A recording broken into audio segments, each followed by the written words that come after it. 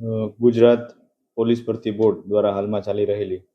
Police ભરતી પ્રક્રિયામાં જામનગર જિલ્લા પોલીસ હેડક્વાર્ટર ખાતે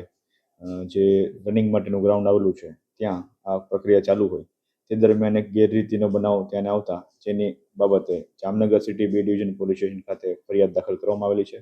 જે બનાવની વિગત મુજબ આ કામના જે આરોપી છે અર્જુનસિંહ સુખુભા જાડેજા અને શિવભદ્રસિંહ દશરથસિંહ જાડેજા તેમના દ્વારા પોતાના રનિંગ દરમિયાનની જે RFID ચિપ હોય છે તે રનિંગ દરમિયાન બીજાને આપી અને દોડવા બાબતનો ગુનો દાખલ કરવામાં આવેલો છે. જેમાં ભારતીય ન્યાય સંહિતાની કલમ 318(4) 61(2) તેમજ ગુજરાત પરીક્ષા અધિનિયમ ગેરરીતિ અટકાવવા બાબત જે છે તેની કલમ 12(1) મુજબનો ગુનો દાખલ કરવામાં આવેલો છે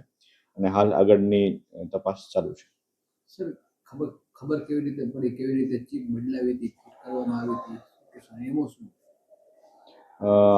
જે આ પગમાં RFID ચિપ બાંધવામાં આવતી હોય છે તે રનિંગ દરમિયાન તેમના પગમાં રાખી અને સંપૂર્ણ જેટલા 13 રાઉન્ડ મારવાના હોય છે એ 13 રાઉન્ડ દરમિયાન પોતાના પગમાં રાખવાની હોય છે અને તેના અનુસંધાને જ એનું માર્કિંગ અથવા તેના લેફ્ટનું જે કાઉન્ટિંગ હોય છે એ થતું હોય છે. પરંતુ સદરવું જે આરોપીઓ છે તેમના દ્વારા